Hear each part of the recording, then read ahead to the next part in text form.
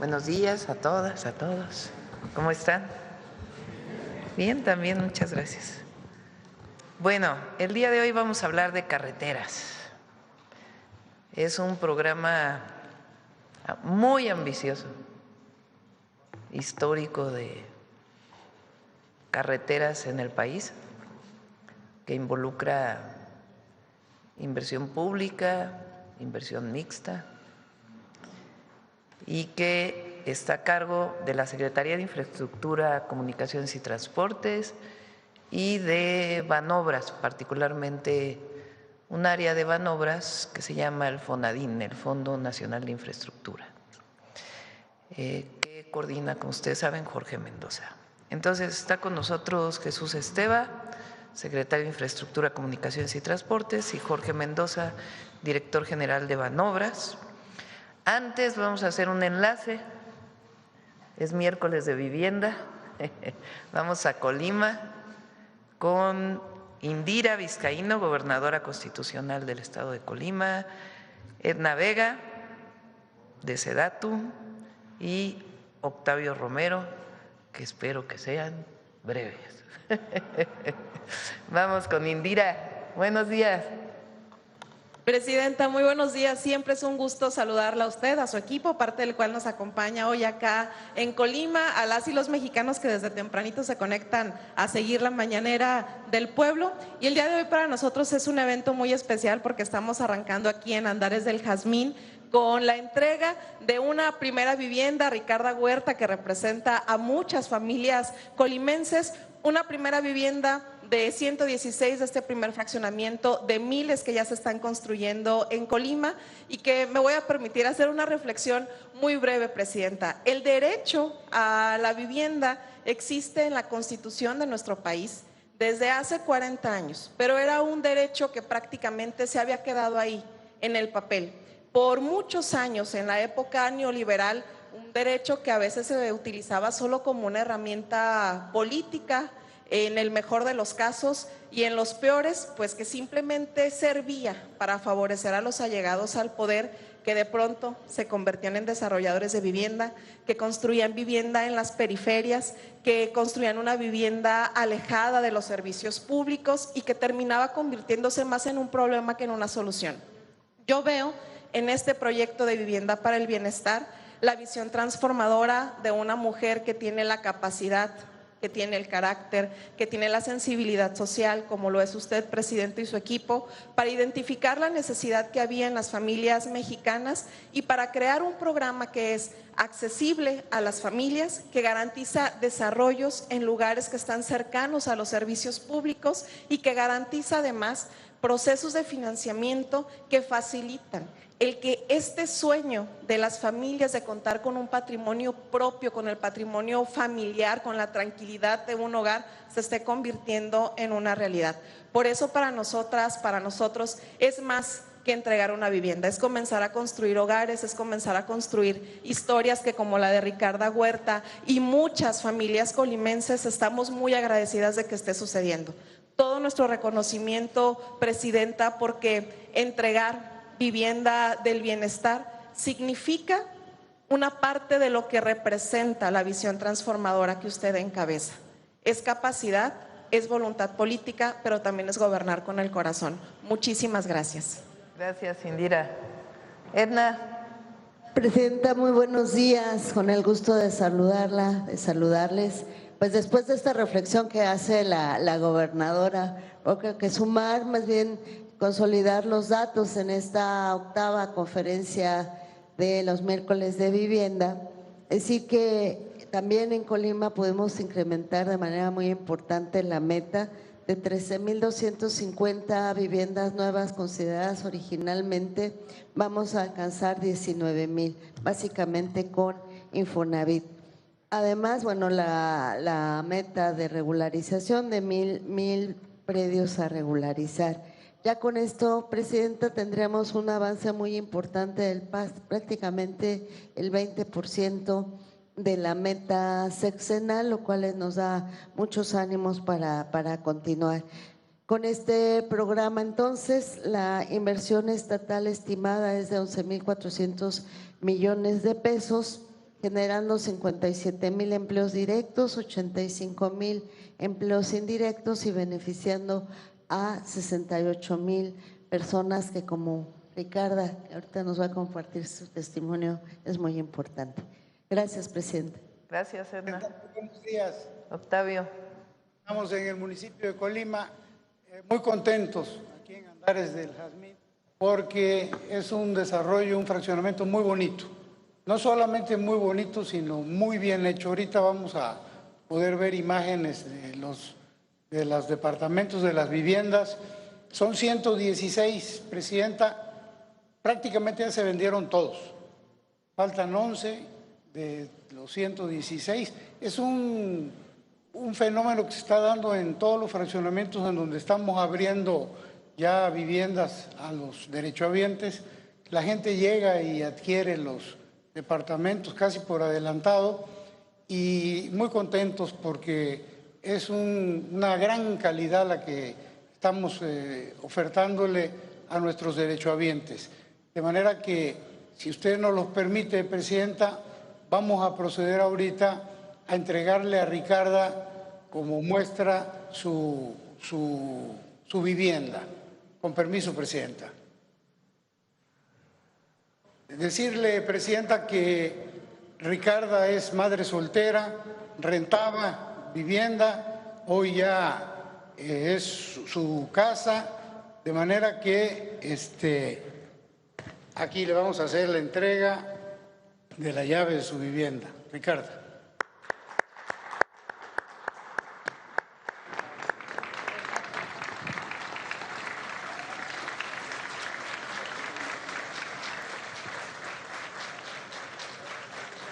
A ver, Ricarda, ¿por qué no nos platicas de tu vivienda? Ya la conoces, ¿verdad? El micrófono. A donde yo vivo, No se escucha. le doy gracias a la presidenta por su programa, porque gracias a ella, por que nos dio la oportunidad de tener una casa, ya no voy a pagar renta. Siempre pagaba renta y ahora, gracias a Dios, no pago renta ya. Ricarda es madre soltera, tiene 4 hijos, vive con una de sus hijas de 15 años. Está muy contenta y está muy emocionada, presidenta. Aquí en Colima, presidenta, la meta son 13,000 viviendas de parte del Infonavit. Ya estamos en construcción en 3,000. Este año vamos a arrancar 7,500 viviendas más. Y aquí vale la pena, y no lo dijo Ricarda, pero ver los acabados, presidenta. Puertas de madera, con closet, cocina con sus puertas de madera, un cuarto de servicio muy amplio. Y sobre todo, presidenta, antes en el Infonavit se construían viviendas de 2,40 metros de altura. Nosotros le pusimos 2,70 y estas, por iniciativa del constructor, son de 2,90, lo que le da una gran amplitud a la vivienda. Pues es cuanto, presidenta, porque tenemos poco tiempo. Agradecerle mucho. Felicidades, felicidades. Gracias, Indira. Buen día. Felicidades, Ricarda. Gracias, presidenta, gracias. Gracias. Adelante, Jorge.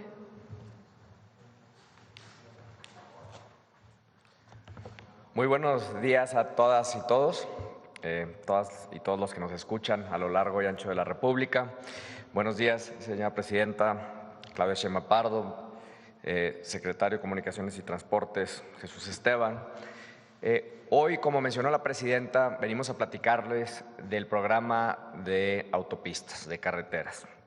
Como saben, pues este programa es muy importante porque no solamente ayuda con la conectividad y mejorar la seguridad de las carreteras, pero sino también sirve para acercar más a las comunidades, para crear empleo y para así cumplir con la justicia social. Durante los últimos meses hemos estado trabajando en un programa de infraestructura y de proyectos en todo el gobierno. Hace algunas semanas estuvo aquí el secretario de Hacienda y Crédito Público, donde platicó todos los proyectos que se van a estar haciendo en las diferentes dependencias. Ya se presentó energía, se presentó la parte de Pemex, la parte de la Comisión Federal de Electricidad, se han estado presentando también los trenes, constantemente algunos temas de carreteras, y hoy venimos a platicarles un poco más a detalle qué es lo que vamos a estar haciendo durante 2026 y en los próximos años en esta materia tan importante que son las carreteras de nuestro país. Dentro de estas mesas de trabajo hemos estado haciendo un esfuerzo para ver qué podemos hacer dentro del presupuesto de la Federación y qué puede hacer la banca de desarrollo, principalmente el Fondo Nacional de Infraestructura, que es manejado por Banobras. Y dentro de la parte del Banobras y el Fondo Nacional de Infraestructura, que me toca a mí ser parte, pues hemos encontrado oportunidades de inversión donde vamos a juntarnos con el sector privado a través de inversiones mixtas para mejorar las autopistas y también para crear nuevos trayectos. ¿Qué es lo que estamos buscando con este programa que vamos a hacer de la mano con el sector privado? Pues lo primero es más y mejor conectividad, reducir los tiempos de traslados, agilizar todos los trayectos que van dirigidos hacia el comercio exterior. Queremos mejorar la seguridad de todas las autopistas y estamos buscando que en todo momento estos proyectos sean responsables, no solamente con el medio ambiente, sino también con las poblaciones por las que pasan y que se pueda generar empleo, que es muy importante para el desarrollo económico de nuestro país. Tenemos ya 18 proyectos que vamos a hacer con este tipo de inversiones mixtas a través de 2 esquemas principales que los voy a detallar ahorita en las siguientes láminas. Son los CMROs, que son construcción, mantenimiento, rehabilitación y operación, y las inversiones mixtas. Y estamos revisando 5 proyectos más que creemos que vamos a poder incluir en esta lista tan ambiciosa. Estamos estimando, nada más en estos proyectos, sin incluir lo que va a presentar el secretario de Infraestructura, Comunicaciones y Transportes, que la inversión estimada será de más de 150,000 millones de pesos. Estamos pensando generar 177,000 empleos directos y 142,000 empleos indirectos. Y los kilómetros que vamos a construir y que vamos a ampliar también carriles son alrededor de 1,450 kilómetros. Y estamos participando principalmente en los 11 estados de la República, aunque cuando sigamos agregando más proyectos se va a seguir ampliando este programa a más estados. Y hay 2 proyectos emblemáticos que también les voy a platicar al final de la presentación, que son el Corredor del Golfo de México y también la ampliación de la Ruta 57. Si pasamos a la siguiente lámina, por favor.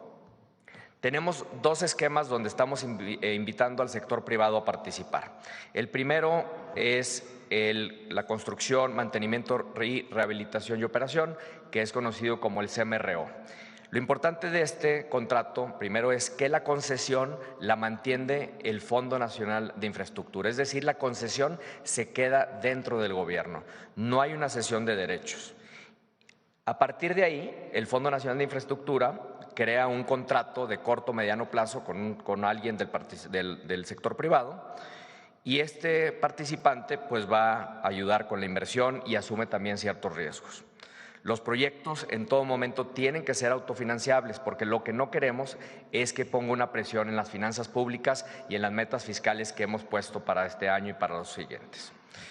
Es también importante mencionar que estos proyectos tienen unos niveles muy altos de estándares de desempeño, por lo cual van a estar en muy buenas condiciones. Y en todo momento vamos a contar con un supervisor independiente para checar que el privado esté cumpliendo también con sus metas de desempeño. El segundo método que vamos a tener para poder invertir junto con el sector privado, si pasamos a esta lámina, es el modelo de inversión mixta. Aquí lo que hacemos es que la concesión que sale de la Secretaría de Infraestructura, Comunicaciones y Transporte se le da a una empresa de inversión mixta, pero en todo momento el sector público va a ser el mayoritario dueño de esta empresa. Un ejemplo de ello es que el gobierno mexicano tenga el 51% y el privado tenga el 49%. Estos proyectos también tienen que ser autofinanciables, no pueden tener una merma en las finanzas públicas. Estamos contemplando dentro de este esquema unos mecanismos de gobernanza y operación corporativa para que estén protegidos los privados que estén poniendo la inversión, porque ellos van a poner la inversión al inicio. La empresa desarrolla el proyecto de infraestructura, atendiendo todas las necesidades que nos pone la cabeza de nuestro sector, que es la Secretaría de Infraestructura, Comunicaciones y Transporte, y vamos a asegurar que el sector privado, los que estén invirtiendo en este tipo de esquemas, pues puedan recuperar su inversión antes de que exista una repartición de las utilidades. Ahora, ¿cuáles son los proyectos que vamos a tener dentro de estos mecanismos? Pasamos a la siguiente lámina, por favor. Tenemos 11 CMROs. Ya iniciamos con 2, la conexión Libramiento-Reynosa y también en Tulancingo-Nuevo Necaxa, que estos ya están en construcción, ya si pasan por la zona verán maquinaria y verán movimientos de tierra. Vamos a iniciar en las próximas 2-3 semanas el tramo de las Varas Platanitos. Estamos trabajando también ya para la licitación de las calles laterales de México-Querétaro, Tepalcapa, Tepoztlán, San Juan del Río Querétaro, Libramiento Noreste de Querétaro, Tihuatlán-Tuxpan, Tulancingo, Nuevo Necaxa, etapa 2, el nuevo corredor del Golfo de México y Puebla-Catzingo. Y en la parte de inversiones mixtas, que ya tenemos 7 en puerta, es Puerto Verde en Piedras Negras, que es un cruce fronterizo, tenemos el bypass de Tijuana-Ensenada. Estamos también por promover unas carreteras dentro de Baja California, Saltillo-Monclova, libramiento de Matehuala al entronque Puerto México, conexión urbana Saltillo-Ramos Arizpe y el puente internacional Nuevo Laredo 4 y 5. Es importante mencionar que estos 2 esquemas que estamos mencionando, tanto el CMRO como la inversión mixta, se utilizaron en la administración anterior. Se utilizaron para carreteras, por ejemplo, como las varas Compostela y Compostela-Tepic, y también se utilizaron para aeropuertos, por ejemplo, el de Puerto Escondido y también el Aeropuerto Internacional de Tepic. Entonces, no estamos utilizando mecanismos nuevos, sino lo que vamos a hacer es que estos mecanismos que creemos que funcionaron bien en la administración anterior, que no tienen los vicios de los que se utilizaban en otros gobiernos y históricamente, están bien alineados para que pueda haber participación privada y también están bien alineados para que podamos tener proyectos que realmente mejoren la conectividad de nuestro país y en todo momento cumpliendo con nuestras metas sociales. Ahora, si pasamos a la siguiente lámina. Aquí brevemente tenemos 2 proyectos que creemos que son emblemáticos, se ven un poco chicas las letras, pero los vamos a compartir. Del lado izquierdo en la pantalla tenemos el corredor del Golfo de México. Este proyecto es muy importante porque lo que hace es mejorar la conectividad del centro y sur de nuestro país, también del sureste, hacia la frontera, que es llegando hasta Reynosa. Entonces empieza desde la parte sur de Tamaulipas, sube hacia Ciudad Victoria y luego sigue por varios trayectos para llegar a Reynosa. Lo que vamos a hacer en este proyecto es que todos los tramos que ya existen los vamos a incrementar de 2 carriles a 4 carriles para mejorar así el tránsito que va hacia la frontera norte de nuestro país. Y del lado derecho podemos ver la Ruta 57. Esta es una de las rutas de nuestro país, de los ejes carreteros pues más importantes, no solamente para vehículos, sino también para carga. Y lo que estamos tratando de hacer es descongestionar toda la salida de la Ciudad de México que va hacia Querétaro. Y vamos a estar ampliando desde nuevos tramos carreteros y también ampliando número de carriles en algunos tramos, y vamos a pasar desde la Ciudad de México hasta Querétaro, San Luis Potosí, vamos a ir a Matehuala, de Guatemala a Saltillo, Saltillo-Monclova, y llegando así y conectando a 2 puntos fronterizos que son muy importantes, el de Nuevo Laredo, donde vamos a hacer un nuevo cruce fronterizo que es el puente Nuevo Laredo 4 y 5, es una ciudad de transformación donde creemos que hay un espacio muy importante para seguir incrementando la infraestructura fronteriza, ya que no se dan abasto los puentes actuales. Y también vamos a conectar hacia Piedras Negras, donde vamos a hacer Puerto Verde, donde es otro nuevo cruce fronterizo. Estos cruces fronterizos, lo importante también mencionar es que ya tienen el permiso del lado de Estados Unidos, es decir, Estados Unidos también va a invertir en la infraestructura del lado de su territorio y así vamos a poder ayudar también a toda la mercancía y a todos los vehículos que son parte del comercio exterior o que también deciden pasar de un lado o al otro de nuestro territorio hacia Estados Unidos o viceversa. Con esto termino la presentación y le voy a pasar la palabra al secretario de Infraestructura, Comunicaciones y Transportes. Esto que les acabo de mencionar es adicional a lo que trae la Secretaría de Comunicaciones y Transportes. Ellos traen un programa muy ambicioso y como pueden ver ahorita, pues los números van a detonar mucha inversión en el año 2026 hacia adelante. Gracias.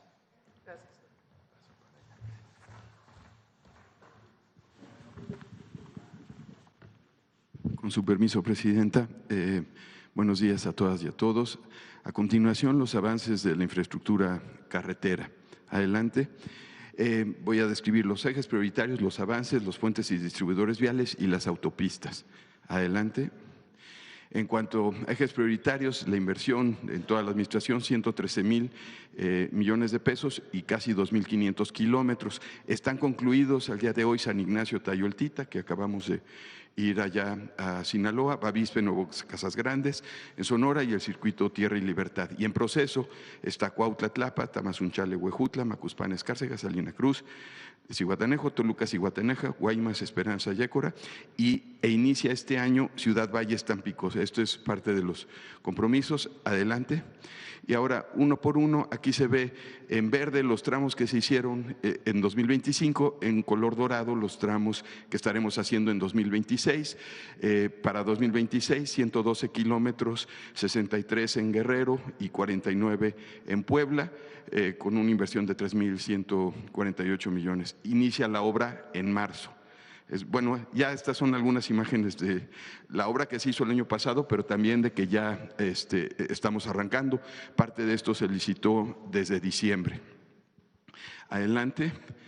Tamazunchale, Huejutla, lo mismo, en verde los tramos que se hicieron el año pasado y en dorado lo que estaremos haciendo este año, que es en Hidalgo 55 kilómetros, en San Luis Potosí 7 kilómetros, con 7 puentes en total, y inicia igual en marzo, aquí algunas de las estructuras que ya también están en proceso. Estas ya son imágenes recientes.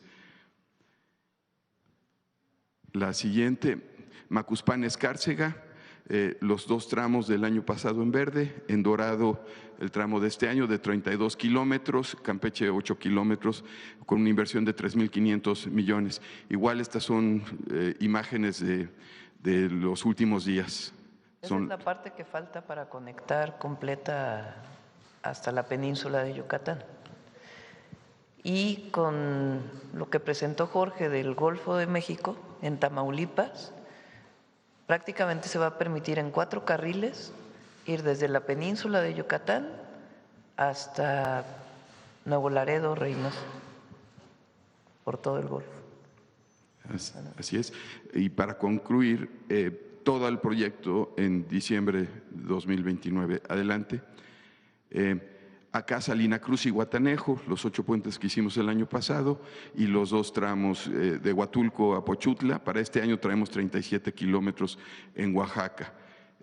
Estaremos iniciando en marzo. Aquí algunas imágenes de los puentes que se construyeron el año pasado, donde se ampliaron. La siguiente. Toluca, Zihuatanejo, aquí con el apoyo de la Secretaría de la Defensa, llegamos de Toluca a Tejupilco y de ahí estaremos avanzando a Temazcaltepec al kilómetro 25. Son 38 kilómetros para este año. La siguiente, esta es una de las estructuras, se construyó un puente y también ahorita vamos a ver un paso a desnivel. Es un proyecto ambicioso, son 372 kilómetros. Adelante. Guaymas, Esperanza, Yécora, aquí nos apoyó la Secretaría de Marina en un primer tramo. Ahora continuaremos nosotros haciendo desde Santa Grecia a Rosario 47 kilómetros. El año pasado se hicieron 10. Y iniciamos otra vez ahora en marzo.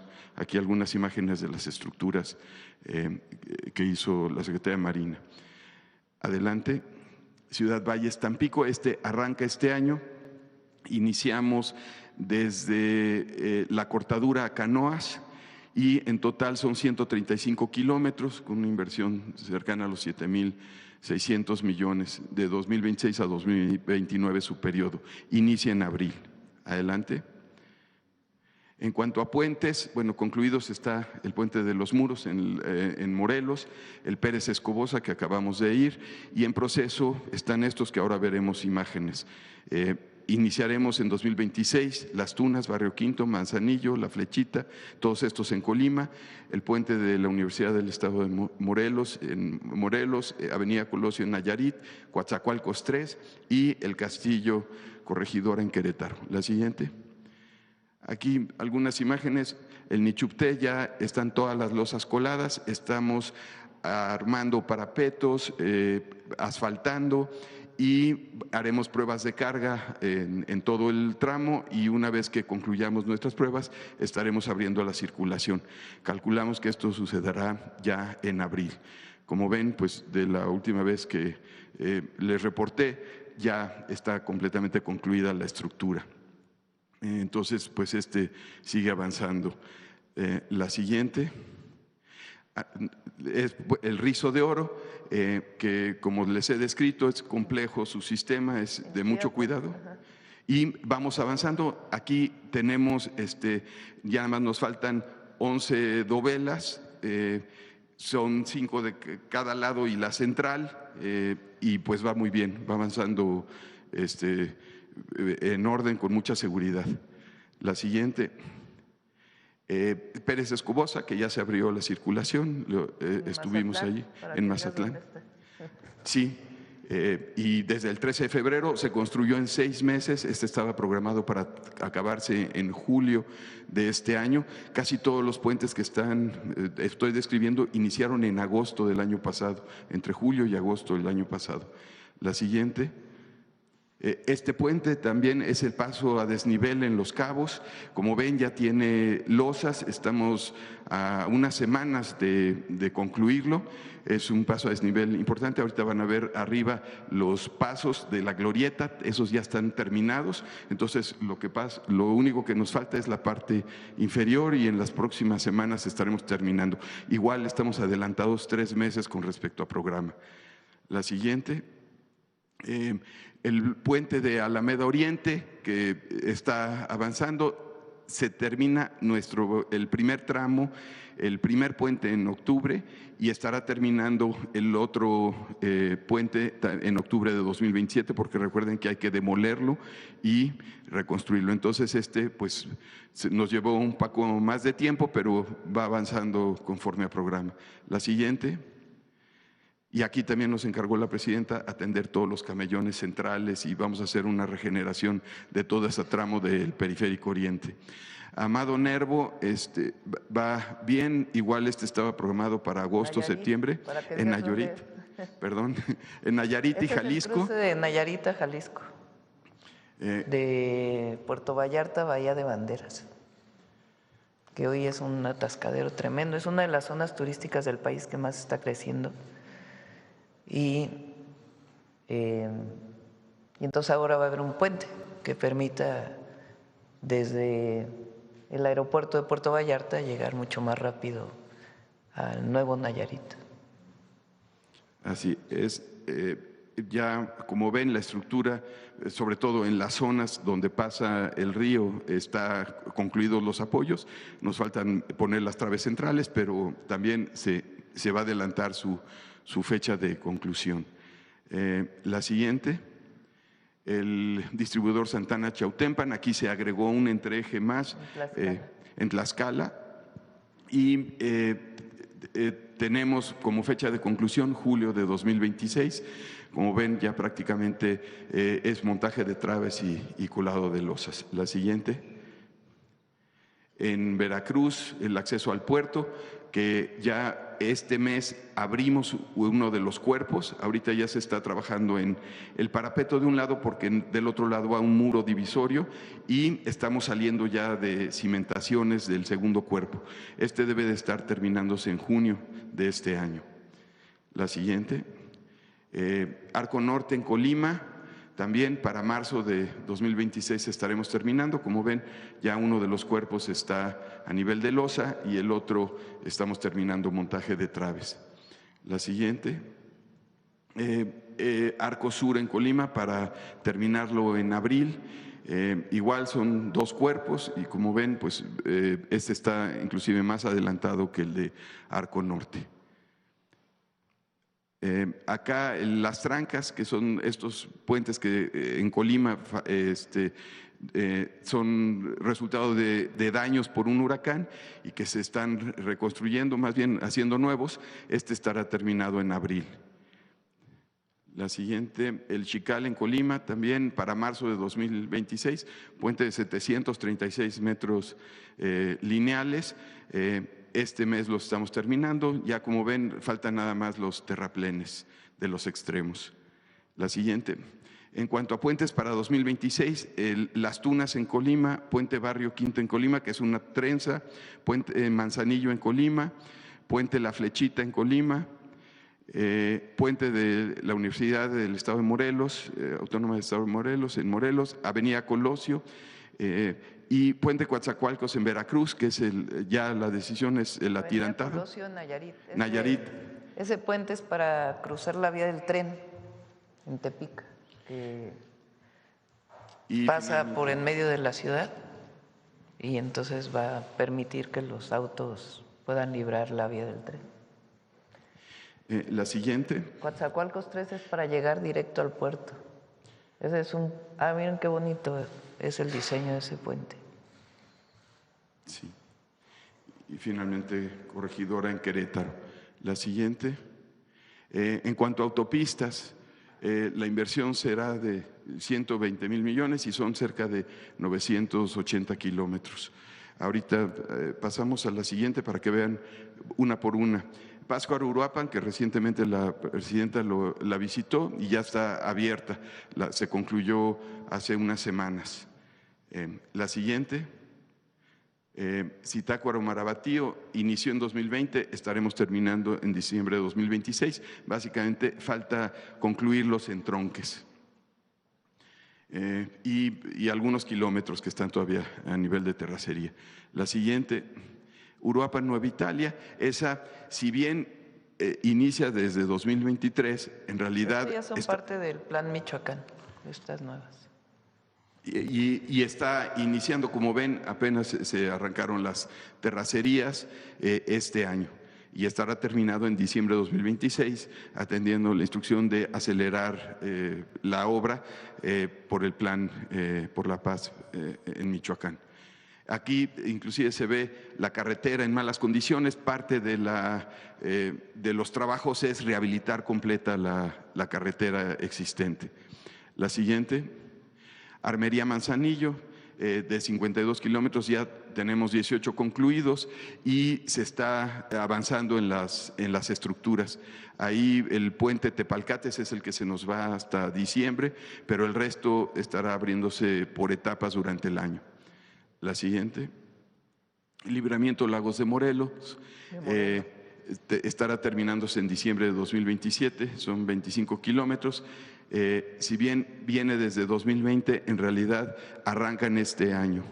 La siguiente, Atizapán Atlacomulco, inició desde 2016, esperamos terminar ya en julio de 2027. Este es un lanzado de una estructura que se hizo hace unas semanas. Ya tenemos 24 kilómetros concluidos, ahí hubo un tema de liberación de derecho de vía y ya se logró pasar, entonces se está avanzando muy rápido. La siguiente, La Mancha Laguna Verde, también nos tocó arrancarlo, sin embargo viene de hace años y ya llevamos 4 kilómetros concluidos. La siguiente, La Pitaya Libramiento Oriente, estos vienen también de julio de 2024 y estaríamos concluyendo en febrero de 2028. La siguiente, Uruapan Zamora, parte del programa Michoacán, va de abril de 2026 a abril de 2029. Ahorita estamos en trabajos de liberación de derecho de vía. La siguiente, Ramal Uruapan, ya… Nos lo pidieron mucho en Uruapan, ahora con el Plan Michoacán por la Paz y la Justicia, porque va ¿cómo se llama esta carretera? Siglo XXI. El siglo XXI, ¿no? Sí. Y no llega hasta Uruapan, hasta la ciudad. Entonces nos pidieron que se pudiera hacer este ramal. Y en ya iniciaron preliminares, ya se tiene el trazo definido y esperamos terminar en mayo de 2027. Adelante.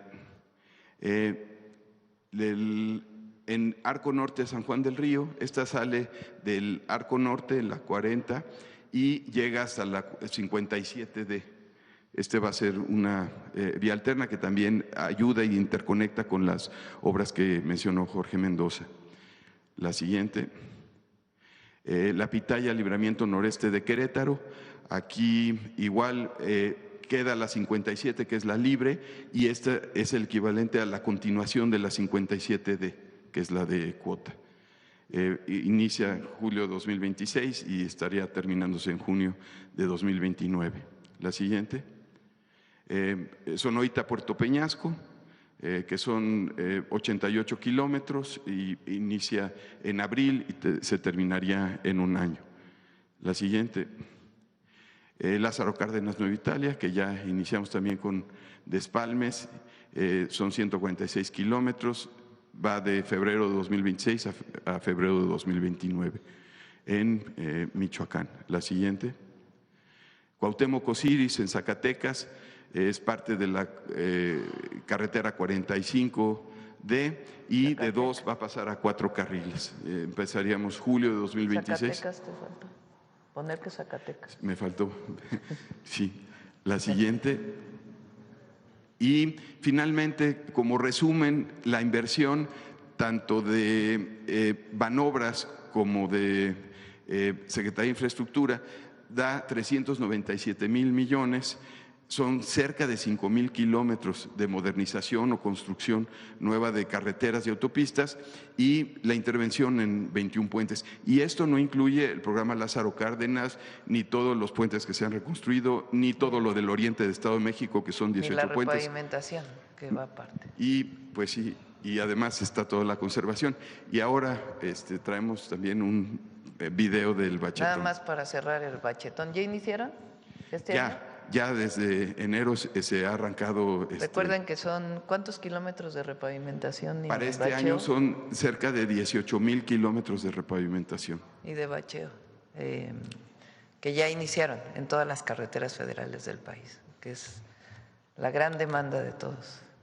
Sí. Y vamos con el nuevo video del bachetón para cerrar las carreteras. ¡Atención! Para todo México llegó el bachetón. Bachetón, mega bachetón. Por toda la nación. Bachetón, mega bachetón. Este año nuestras cuadrillas están bacheando las carreteras de todo el país. Además, damos mantenimiento mayor a más de 18,000 kilómetros de la red carretera federal. Con el Mega Bachetón 2026, viaja seguro, llega sin apuro. Bueno, muchas gracias. Como ven, es un programa muy ambicioso, muy ambicioso, pero tenemos un gran equipo entre Secretaría de Hacienda, Banobras con Jorge y Secretaría de Infraestructura, Comunicaciones y Transportes, pues vamos avanzando. Ahora sí, vamos a las preguntas.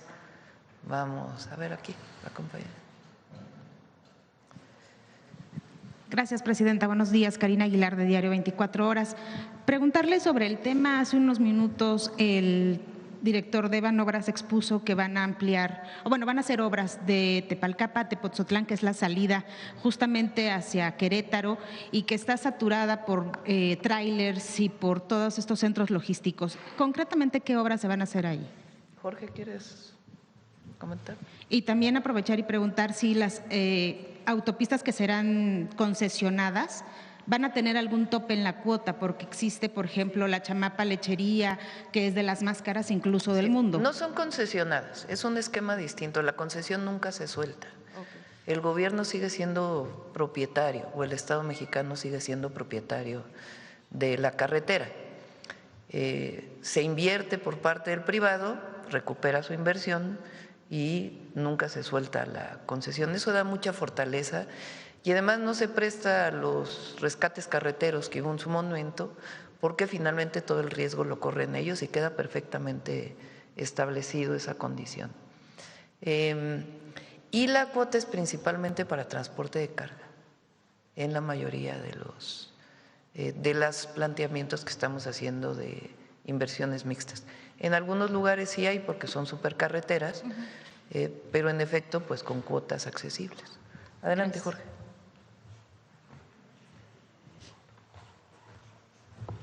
Sí, pues bueno, la verdad es que, como dijo la presidenta, lo que estamos buscando es que estas nuevas autopistas formen parte del Fondo Nacional de Infraestructura. Aquí lo bueno es que las concesiones se quedan dentro del gobierno mexicano. Los recursos que se obtienen de estas autopistas se utilizan en primera medida para pagar la inversión y después se utilizan para generar más proyectos como lo estamos haciendo hoy en día, ¿no? Tenemos muchos proyectos que yo mencioné, preguntaba sobre los de Querétaro, por ejemplo… Tepalcapa, Tepoztlán concretamente, perdón. El de es una ampliación de 10 a 12 carriles con calles laterales. Estamos esperando una inversión de alrededor de 15,000 millones de pesos, incluye más los derechos de vía. Estamos esperando una ejecución de alrededor de 30 meses. Estamos esperando también 800 empleos directos, 1,200 indirectos. Aquí la verdad es que tenemos un aforo muy amplio. Estamos estimando como 210,000 vehículos diarios, lo que hace una necesidad inmediata de poder ampliar esta autopista. Y pues algunas de las justificaciones de este proyecto, lo primero es vamos a descongestionar la zona industrial de Querétaro, vamos a incrementar la capacidad en la vía para separar los vehículos de carga, sobre todo los de corto itinerario con los de largo itinerario, para poder diferenciar entre ellos, y vamos a mejorar toda la conexión comercial del centro con el norte del país, como lo mencioné. Esto es una de las salidas principales de la zona metropolitana de la Ciudad de México hacia el norte. Entonces, en pocas palabras, lo que estamos haciendo es ampliando el número de carriles y vamos a modernizar también pues las calles laterales y las casetas. Muchas gracias. Presidenta, también preguntarles en otro tema. Finalmente ya se corrigieron los puntos que estaban pendientes de su propuesta que enviará el día de hoy, entiendo, a la Cámara de Diputados de Reforma Electoral. Sí, le llamamos el decálogo por la democracia. A ver, pon los 10 puntos muy rápidamente. A ver, préstame la…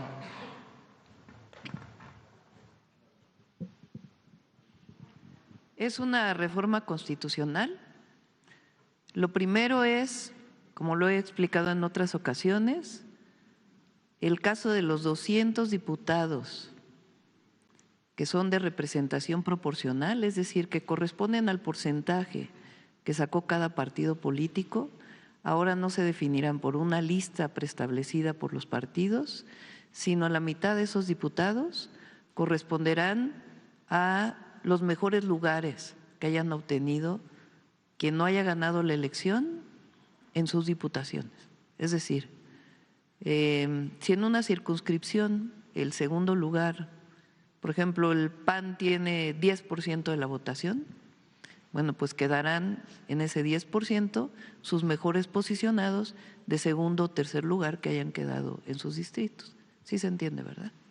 Sí. Y los otros 100 son electos de manera directa por la gente. Votas por el otro partido, por el Verde, y entonces atrás vas a poder votar por quienes van a representar al Verde en ese distrito o en esa circunscripción. Y solamente votarás por una mujer y por un hombre. Así está planteado. Esa es la primera, y en el caso del Senado desaparece la representación proporcional. Queda la representación de los dos que tengan la mayoría y la primera minoría. Ese es el primer punto. El segundo, reducción del gasto, 25% de reducción, que corresponde una parte al INE, a las OPLES de llamadas, que son los institutos electorales estatales, y a los partidos políticos. Reducción del 25%. Mayor fiscalización. Principalmente esto tiene que ver con el vínculo entre el Instituto Nacional Electoral y la UIF, que permitan que haya mayor fiscalización de cualquier recurso de procedencia indebida, y también una fiscalización para que no haya pase en el tope de campaña. Voto en el extranjero. En el caso de los 8 diputados que van a representar al voto en el extranjero, serán decididos por los que viven en el extranjero, del partido que corresponda que haya tenido la mayoría. Disminución de tiempos de radio y televisión, consideramos que es un exceso. Cuando hay campañas, uno va oyendo el radio, y se repite 5 veces el mismo anuncio. Entonces, se puede disminuir y no pasa absolutamente nada, aunque se mantienen los tiempos oficiales. No puede haber contratación de un externo o contratación de un partido político para apoyar a alguien. Sexto, inteligencia artificial. ¿Qué quiere decir? Que los anuncios en campañas que lleven inteligencia artificial tienen que tener un sello grande que diga anuncio hecho con inteligencia artificial. Y eso tiene que regularlo el INE. No es ninguna censura ni nada, sino sencillamente que no haya fake news relacionadas con inteligencia artificial. Entonces sí se puede publicar, pero tienen que tener en grande elaborado con inteligencia artificial para promover candidatos. 7, los cómputos distritales inician el mismo día conforme vayan llegando. Actualmente la elección es el domingo y el cómputo distrital empieza el miércoles. La idea es que en el momento que vaya llegando el cómputo distrital vaya empezándose a contar, que no se esperen 2 días, consideramos que no es necesario. Y el PREP viene realmente en la ley, entonces ahí no se está tocando el PREP, sino sencillamente la reforma constitucional. 8, democracia participativa, que la gente pueda decidir en sus municipios, en sus estados, sobre temas de relevancia para la gente. Entonces, con el 2% de la lista nominal se puede solicitar una consulta ciudadana para saber si se debe hacer una u otra obra, para saber o para poder tomar una decisión de manera colectiva, con sus restricciones de algunos temas que no pueden entrar. No nepotismo, que aunque ya se aprobó, es importante que sea parte pues de esta reforma. A partir del 2030 no podrán dejar en el mismo puesto un familiar en elección popular y 10 no reelección. A partir del 2030 ya ningún puesto de elección popular va a poder ser reelecto en el periodo siguiente. Este es el decálogo por la democracia que estamos presentando el día de hoy en la reforma electoral.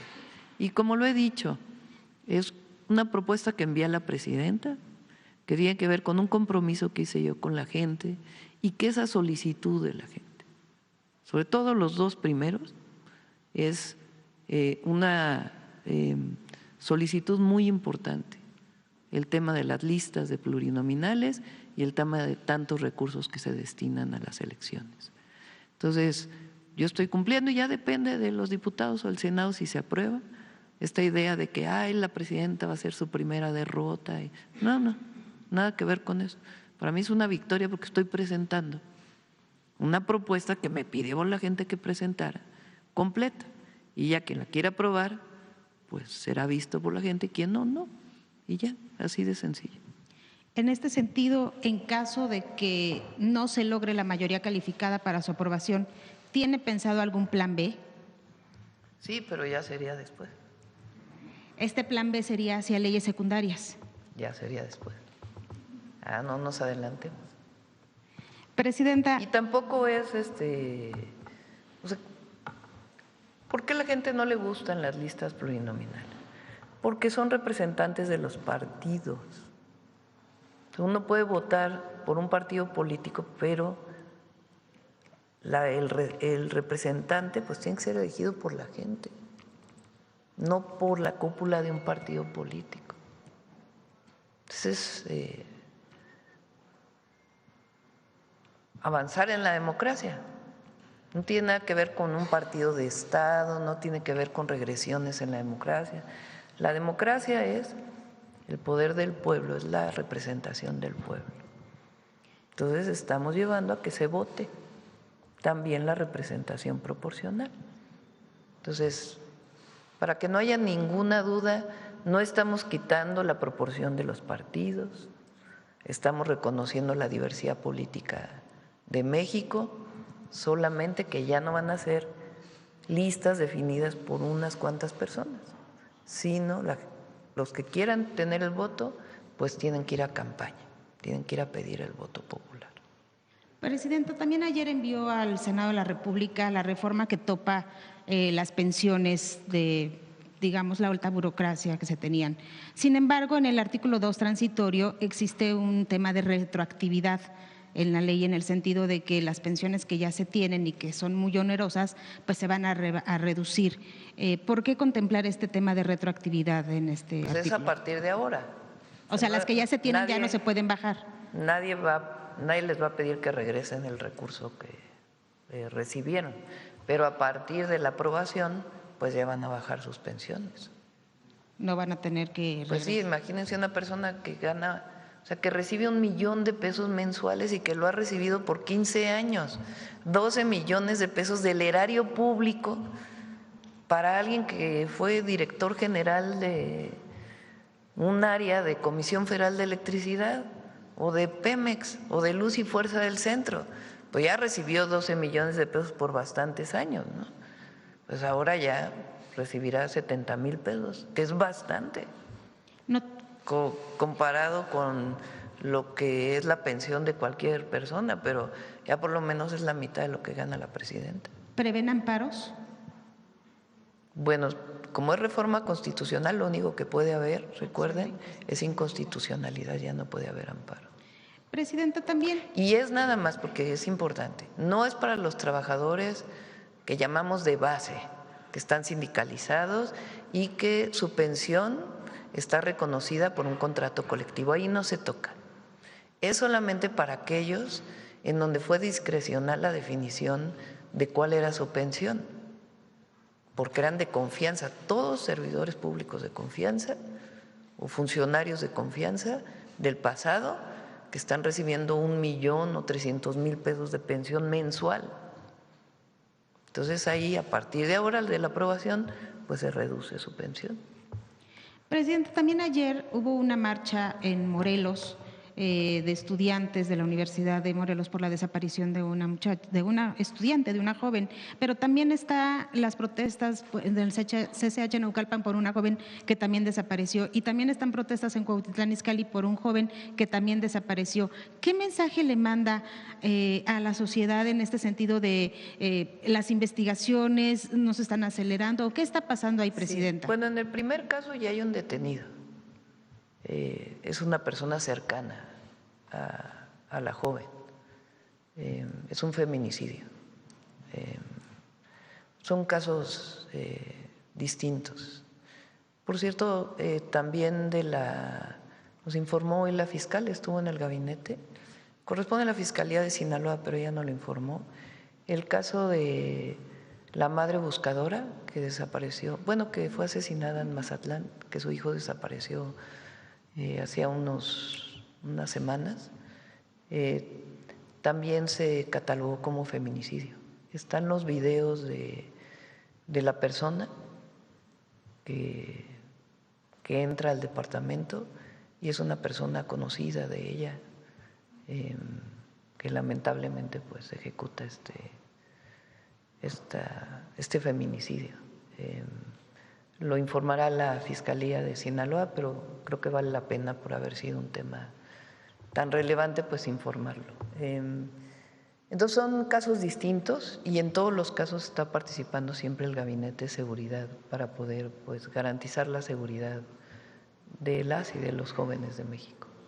Presidenta, y por último, de parte mía, ¿le informó la FIFA por qué hubo una cancelación de alrededor de 800 habitaciones en la Ciudad de México? Estamos revisando a ver si es cierta primero esta información, y en cuanto la tengamos le pedí a Josefina que pudiera revisar junto con Gabriela Cuevas, y en cuanto tengamos la información ya les podemos pues decir completo. Muchas gracias. Sí. Adelante, vamos por este lado. A ver, el compañero. Disculpe no pararme por las cámaras. Buen día, Presidenta. Saúl Santana, de Diario Plaza Juárez y Enlace Mexamérica.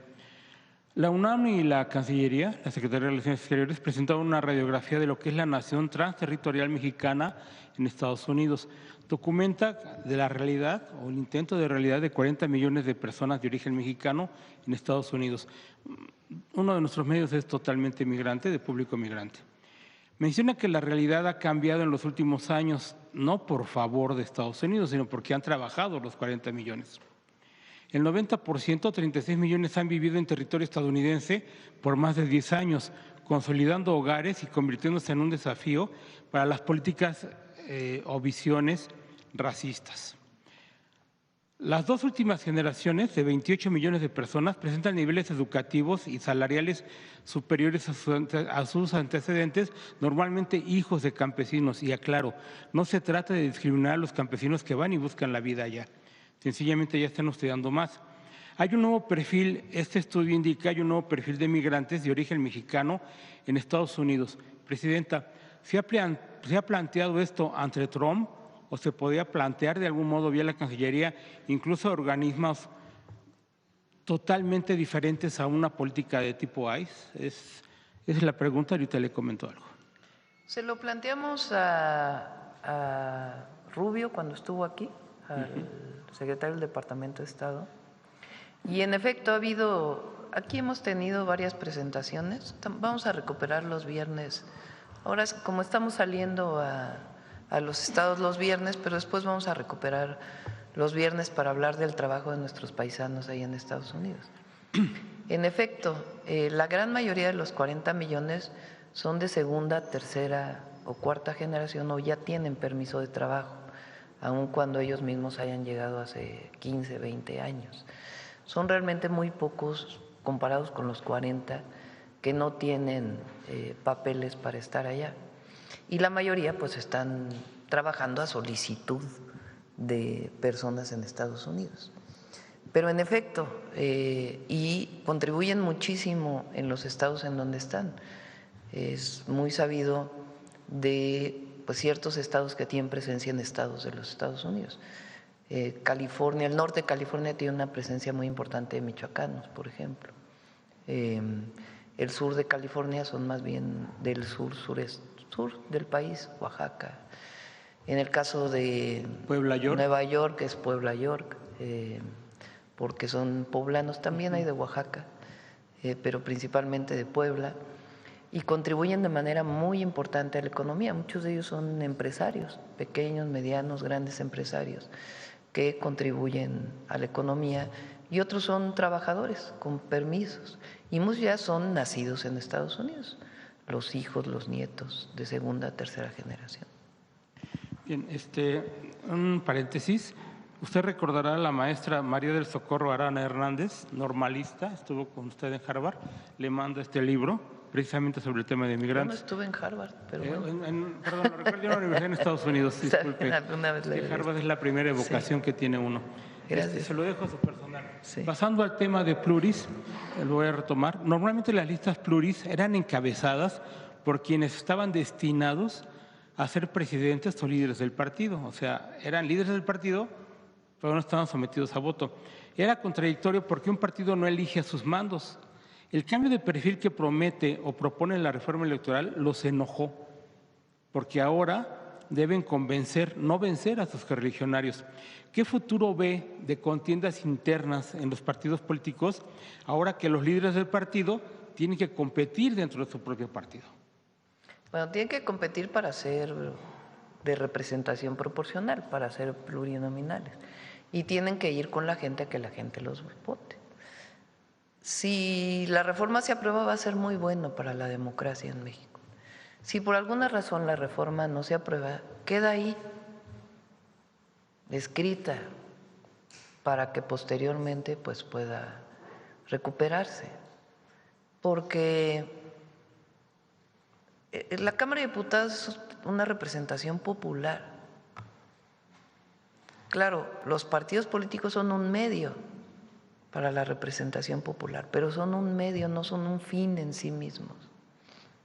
Entonces, no es que lo que se quiera es al partido político, se requiere una posición, un proyecto, la diversidad política que hay en México de acuerdo a la proporción de votos que tuvieron en la Cámara de Diputados en un porcentaje.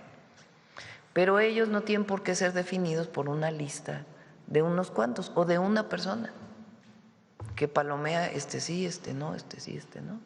No, bueno, eres de el PRI. Bueno, el presidente del PRI si quiere volver a ser plurinominal, pues tendría que ir a buscar el voto con la gente. El coordinador del PAN en el Senado de la República, pues ya no sería, pues ya va a ser muy difícil que pasen 6 años en el extranjero y luego lleguen de plurinominales, porque va a tener que venir a buscar el voto de su estado. O sea, ya no es nada más, ya tengo ganada la posición, no es, sí represento a mi partido, pero la gente me elige. Si votaste por el partido político, pues también decides a la representación proporcional. Finalmente, entonces, perdón. No, porque, lo repito, ¿no? Porque ayer otra vez varios, es que es el partido de Estado. No, fíjense al revés, antes los presidentes, antes de la transformación, decidían hasta los diputados plurinominales, decidían a los ministros de la Corte, a veces hasta decían los plurinominales de los partidos de los que no habían llegado, o sea, de la oposición. Jalaban al presidente del partido político de oposición, le decían, oye, pon a fulano, no pongas a mengano. Ese era el poder de los presidentes. Ahora no, yo renuncio a poner cualquier plurinominal, que lo ponga el pueblo, igual que los ministros. Renuncio a decidir qué ministro, que lo ponga la gente. Entonces, si eso no es democracia, pues entonces, ¿qué es democracia? Bien, finalmente, comuneros y habitantes de la zona de Bosques de Agua en Atlapulco, municipio de Coyoacán, Estado de México, como referencia, digamos, al fondo de la Marquesa, sobre la carretera de Toluca, han observado un aumento en la tala de árboles sanos. Han denunciado ante Profepa. Sin embargo, a pesar de que han grabado videos, no se arriesgan a acercarse mucho a los camiones que sacan los árboles. Debían ser atendidas a partir de un convenio que hay entre Estado de México, Morelos y Ciudad de México. No ha habido ninguna acción, los camiones siguen saliendo con troncos sanos de la parte del bosque que se supone estaba protegida. ¿Alguna acción, Presidenta? ¿Alguna recomendación? La verdad, Mariana Boy está haciendo muy buen trabajo, es la procuradora del medio ambiente. Fue procuradora cuando yo fui jefa de gobierno. Es una mujer íntegra y además defensora del medio ambiente. A veces no tiene los suficientes inspectores para poder atender todos los casos. Pero en este caso lo revisamos y tiene un convenio con la Guardia Nacional para apoyar en el caso de la protección forestal. Entonces lo revisamos. Ya que menciona otro extremo, no es bosque, es mar. Cabo Pulmo ya está protegido. Sin embargo, alrededor hay fraccionamientos que ya se están instalando, ya están obteniendo los permisos y aferrados a los permisos. El problema es que las cargas de drenaje van a acabar en Cabo Pulmo. El problema es que también las playas van a ser privatizadas alrededor. El problema no es el centro donde los pescadores transformaron de pescadores a protectores ambientales. Pero alrededor se está construyendo para destruir. ¿Podría hacer algo también Profepa ahí? Eso se lo digo porque hay una fundación. Sí, ahí tiene que entrar el área de protección federal que coordina Ileana Villalobos en la Semarnat, bueno, obviamente Alicia Bárcena, Ileana Villalobos, y recientemente estuvo ahí Marina Robles, que es la otra subsecretaria de Medio Ambiente. Y mucho tiene que ver también con el municipio, que ayer también, hace unos días lo decía, es el ordenamiento territorial del municipio. Gracias, Presidenta. Sí. Bueno, vamos de este lado, a ver, vamos por atrás. A ver, el compañero de hasta atrás. Sí, atrás. Sí, muchas gracias, presidenta. Buenos días, soy Ricardo Pérez de Diario Red América Latina. Preguntarle, presidenta, sobre el tema de la solicitud de concurso mercantil de TV Azteca que se hizo pública la semana pasada. ¿Cómo afectará esto pues el pago que tiene, los adeudos que tiene este grupo, esta televisora con el SAT? Y sobre todo pues llama la atención que en el comunicado se menciona que se pagó ya en la totalidad la deuda que se tenía con el SAT. Si esto es así y cómo impactará, digamos, estos adeudos. Son dos adeudos, uno es de TV Azteca y el otro es de Electra. TV Azteca ya se pagó completo, en efecto, y Electra ayer se depositó el primer pago mensual. Entonces se depositaron alrededor de 10,000 millones de pesos. Completo TV Azteca hace pues más de un mes, ¿no? O un mes más o menos. Y completo el adeudo de TV Azteca, y en el caso de Electra, que el adeudo es mayor, el acuerdo, bueno, no el acuerdo, el esquema de pago que se planteó de acuerdo con la ley fue un pago inicial de Electra y después pagos mensuales. Se hizo el pago inicial y el día de ayer ya se pagó el primer pago mensual. Entonces, en total son 32,000 millones de pesos lo que van a pagar, y los pagos mensuales son de alrededor de 1,200 millones de pesos, más o menos, por 18 meses. Aquí lo presentó Antonio el día que acordaron ellos pagar, ese fue el acuerdo al que se llegó. Es el pago más grande que se haya hecho en la historia por un crédito fiscal en el país, y pues están pagando. El juicio mercantil de TV Azteca no afecta el pago de impuestos, ya pues es interpretación de cada una, ¿no? El caso de por qué se van a este esquema que ellos definen, pero ya no tiene que ver con el adeudo del fisco que tenían. Muchas gracias, presidenta. En otro tema, en el contexto internacional, con lo que está sucediendo en Medio Oriente, presidenta, se prevé un aumento de los precios del gas. Justamente en estos días se hizo público pues también el aumento de las importaciones de gas de México a Estados Unidos. Se tiene un plan para hacer frente a este aumento de los precios de gas y, bueno, cómo va también los planes para evitar un aumento de la inflación aquí en México. Sí, estamos trabajando con Secretaría de Energía, particularmente con Comisión Federal de Electricidad, para que no represente un incremento al bolsillo de las y los mexicanos. Y en el caso del petróleo, como ustedes saben, bueno, primero la gran mayoría del petróleo, de los derivados de petróleo que se consumen, se producen ya en México. Todavía se importa una parte de gasolinas y turbocinas, pero la mayoría se produce en México, y hay un esquema de Secretaría de Hacienda en caso de que suba más de cierto nivel para que entre un subsidio al IEPS de tal manera que no impacte a las familias mexicanas. No, es una disminución de impuestos que compensa el incremento en las gasolinas. ¿No se prevé un aumento del gas, digamos, para aquí en México? No, estamos revisándolo de todas maneras, pero o sea, que el objetivo es proteger la economía de las familias mexicanas. Muchas gracias. En otro tema, presidenta, hace unas semanas se presentó aquí la recuperación de más de 1,126 concesiones mineras. Muchas de ellas, más de 700, estaban en áreas naturales protegidas. Pero en el resto de los casos, en las que no están en áreas naturales protegidas, ¿qué va a suceder con estos terrenos donde ya se sabe que hay minerales? ¿Se va a volver a entregar a proyectos mineros estas concesiones, presidenta? El objetivo en el caso de la minería es no otorgar nuevas concesiones.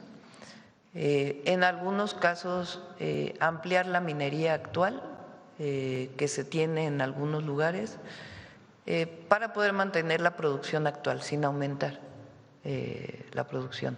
Y tiene que haber evidentemente un estudio de impacto ambiental en acuerdo con los habitantes de la zona, etcétera, etcétera, etcétera. Pero no nuevas concesiones. Muchas gracias. Ya por último, presidenta, usted mencionaba hace unos días también que probablemente en abril se firme… A menos que haya un lugar de litio que encontremos, pues están en este momento revisando varias áreas, que ya sería explotación del Estado mexicano, ¿no? Como está en la Constitución. Correcto. Ahí sí habría una concesión a Litio MX, por ejemplo. Correcto, muchas gracias, presidenta. Por último, mencionaba hace unos días que es probable que en abril se firme ya el acuerdo de modernización del Tratado de Libre Comercio con la Unión Europea. Entiendo que este tratado entrarán ya con arancel prácticamente cero, el 99% de los productos agropecuarios de la Unión Europea a México. ¿Cómo impactará esto a los productores nacionales, presidenta, tomando en cuenta que hay algunas organizaciones que están pidiendo que se salga el tema de los granos del Tratado de Libre Comercio con Estados Unidos? ¿Habrá un impacto en nuestro país? ¿Cómo se está previendo en el caso de esto? los granos no va a haber impacto. De hecho, estamos en una reunión, hoy tengo una reunión con SADER y mañana de nuevo con productores y compradores de granos. El objetivo es garantizar que los compradores nacionales compren toda la producción nacional, porque sobre todo cuando está tan bajo el precio de los granos, se importa mucho. Entonces, pues sí se puede importar, pero tenemos que garantizar pues que tenga salida la producción nacional. Entonces, un acuerdo voluntario para garantizar la compra de los granos mexicanos, maíz, sorgo, trigo, principalmente. ¿No habría impacto con el acuerdo con la Unión Europea? No, al revés, ayuda mucho a la exportación o abrir otros campos de exportación para los agricultores mexicanos. Muchas gracias, presidente. Sí. Bueno, vamos de este lado, por acá, por acá, por acá. A ver la compañera. Vamos a Guadalajara el viernes. Pues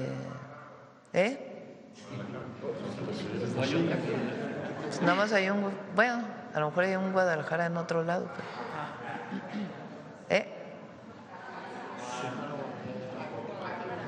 Vamos a Guadalajara. El sábado vamos al Estado de México, regresamos, vamos al Estado de México. Y el domingo, que es Día de la Mujer, vamos a hacer un evento con las mujeres de la Secretaría de la Defensa y la Secretaría de Marina y otras mujeres aquí en la ciudad. Y el lunes los voy a invitar, en la mañana vamos a hacer la mañanera afuera, no fuera de las, bueno, cerquita. Vamos a la Gustavo Madero a inaugurar el Hospital de la Pastora, que es el primer centro oncológico integral. Que si se acuerdan habíamos platicado de los centros oncológicos, principalmente para cáncer de mama, aunque no solo. Vamos a inaugurar el primero aquí en la Ciudad de México, en lo que fue el Hospital La Pastora, que se hizo hace mucho tiempo por el que era el delegado de la GAM, se abandonó. Nosotros en el COVID lo utilizamos, por cierto, Modelo, la empresa Modelo dio 100 millones de pesos para remodelar para COVID ese hospital. Y después, por las características del propio lugar, decidimos desde la jefatura de gobierno que fuera para una atención oncológica integral para las mujeres. Se hizo un pequeño avance, pero ya en realidad lo terminamos ya nosotros, que es el modelo de atención integral para cáncer de mama, que va a haber en distintos estados de la República. Entonces vamos a ir el lunes ahí y vamos a dedicar el mes a varios temas relacionados con las mujeres. fuera del 18 de marzo, que vamos a ir a Tampico, Día de la Expropiación Petrolera, a unas plataformas nuevas que hizo Pemex, muy impresionantes. Sí, vamos a Tampico en 18. Vamos a hacer algunas en el propio Guadalajara, algunas. Se inaugura un Cebetis, creo, bueno, una preparatoria, y a lo mejor hacemos alguna otra visita en la mañana del viernes y luego ya en la tarde nos regresamos a la Ciudad de México. La mañanera será en Guadalajara, sí, será el Gabinete de Seguridad, allá con el gobernador y su equipo, y después la mañanera allá. El lunes haremos la mañanera en la GAM. Sí, a lo mejor iniciamos a las 8 de la mañana para que nos dé tiempo de trasladar. Ahí Belmont les pone un camioncito. Bueno, ¿a quién le di la palabra? A la compañera. Buenos días, presidenta. Melina Ochoa, reportera de Uno TV. Ya usted comentaba sobre estas actividades en el marco del 8 de marzo, Día Internacional de la Mujer. ¿Cómo llega México a esta fecha respecto a cifras de feminicidio, violencia contra la mujer, desigualdad salarial? ¿Cómo llega México a este 8 de marzo? Y bueno, aparte, ¿blindarán Palacio Nacional ante la marcha, manifestaciones que va a haber el domingo? Sí. Hay muchos avances en nuestro país para las mujeres. Obviamente falta más. No es suficiente hasta donde hemos llegado. Las mujeres necesitamos todavía mayor protección del Estado y avance en la autonomía económica de las mujeres. Entonces, feminicidios han disminuido y hemos avanzado este año en los protocolos para la investigación de feminicidios, en su momento coordinados por Ernestina Godoy desde la Consejería Jurídica y la Secretaría de las Mujeres, y también en toda la propuesta que hicimos para que se tipifique el acoso, que no estaba tipificado en muchísimos códigos penales en el país, ya está tipificado en términos de la violencia. Y sobre todo la atención de los institutos de las mujeres o secretarías de las mujeres y los centros libres que en este momento hay en una tercera parte de los municipios del país y queremos llegar por lo menos a un centro libre por cada municipio del país, de atención y promoción de los derechos de las mujeres. La cartilla de las mujeres, que se han repartido cerca de 25 millones de cartillas de las mujeres en todo el país, y el trabajo que se está haciendo para el llamado sistema de cuidados, que esencialmente nosotros lo que queremos es aumentar el número de centros de educación y cuidado infantil, las antiguas guarderías, que permitan que la mujer pueda, si desea trabajar, pueda dejar a sus hijos en un lugar bien cuidados y que pueda desarrollar sus actividades productivas y después ir por sus hijos. En cuanto a los casos de violencia contra la mujer y la desigualdad salarial, ¿cómo va México? Si quieren, presentamos en este mes indicadores, tanto nacionales como internacionales, que se hayan publicado de la situación de las mujeres en nuestro país. ¿Y se va a blindar Palacio Nacional el 8 de marzo? ¿Perdón? ¿Se va a blindar Palacio Nacional como otros años? Es probable. ¿Por qué lo hacemos? Porque muchas veces, como ustedes han visto, participan el llamado bloque negro o grupos que pues buscan dañar Palacio Nacional y entonces pues para proteger hasta las mismas mujeres pues evitamos que haya una confrontación entre la policía y estos grupos. Entonces, de otra manera, pues tendría que ser las mujeres policías quienes se enfrentaran a estos grupos que traen artefactos y demás para generar, en fin, Ya los hemos visto en varios lugares. Entonces, para evitar una confrontación entre policías y mujeres que participan de esta manera, pues ponemos estas vallas, ¿no? Entonces, ese es el objetivo de las vallas y nosotros de todas maneras vamos a estar aquí en la ciudad. ¿Ya se van a colocar el día de hoy o hay algún día? No sé, es un equipo que trabaja con esto en coordinación con el gobierno de la ciudad. Gracias, presidenta. Por otro lado, respecto a la reforma laboral de 40 horas, no está claramente, no ponen claramente los 2 días de descanso y se queda la interpretación ahí cómo debe… Sí, porque hay casos, es decir, el acuerdo al que se llegó no necesariamente, dependiendo de la característica del empleo, no necesariamente se trabajan 8 horas diarias en acuerdo con el trabajador y por lo tanto no están necesariamente los 2 días de descanso.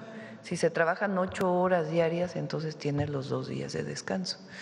Pero hay empleos en donde no son las 8 horas diarias, obviamente se tienen que pagar en algunos casos horas extras. Entonces la distribución es distinta. Hay incluso casos en donde hay 3 días de descanso. Entonces, por esto, por la variabilidad en el mundo laboral y en acuerdo con sindicatos y empleadores, pues se eligió este esquema.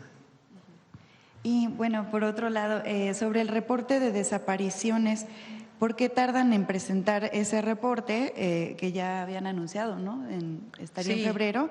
¿O algo están ajustando en este reporte de desapariciones? Una parte muy importante. Ya presentó el decálogo, aunque haya o no aliados, ahí está el PT.